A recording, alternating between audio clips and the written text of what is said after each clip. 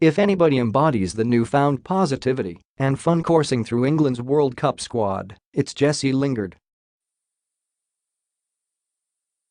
He's been racing aboard unicorns in the pool at England's team hotel. He's kept the public back home abreast of England's campaign in Russia through his widely followed social media channels. He's the life and soul of England's training sessions, always providing laughs and banter, when appropriate, of course. Yet, with Lingard, there's an inner determination behind the jokey facade. As one of the few locally born talents to actually break into and stay in Manchester United's first team in recent years, he has had to have that particular trait.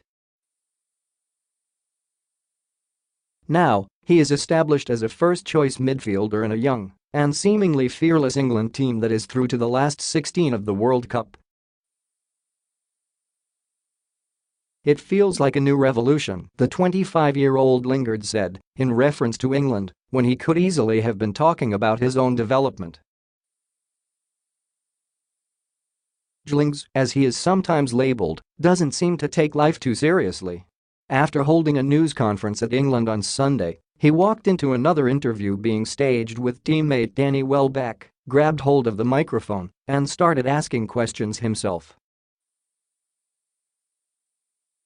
Then, he moved on to the 10-pin bowling alley inside England's base and threw down 3 straight strikes, laughing all the way through it.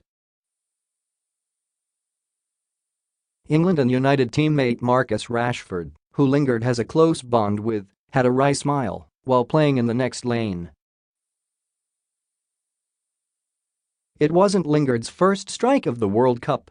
In the 6-1 win over Panama in the group stage, he scored one of the goals of the tournament so far, exchanging passes with Raheem Sterling before curling a long-range shot into the top corner of the net.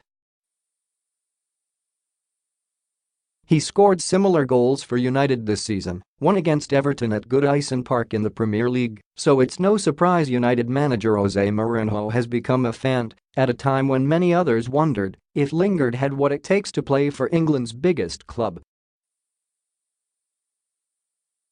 "He has put that trust, that faith in me to play me in big matches and week in, week out," Lingard said, "so it is only up to me then to repay that faith by playing well and putting in good performances.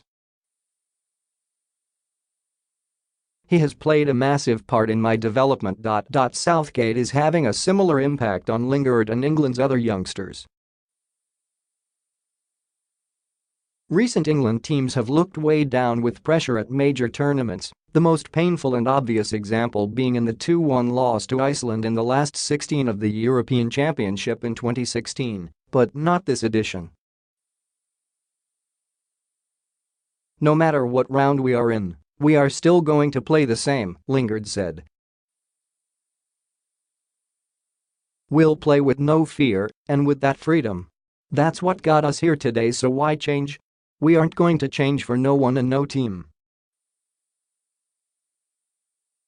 It remains to be seen if this youthful England side does end up freezing on the big stage. Now the stakes are higher. It will also be facing its toughest opponents so far in Russia in the form of Colombia, which topped its group and has the dangerous Radamel Falcao leading their attack. Falcao might feel he has a point to prove, having been a big disappointment in 2 spells in English football, for United in the 2014-15 season and for Chelsea the following one.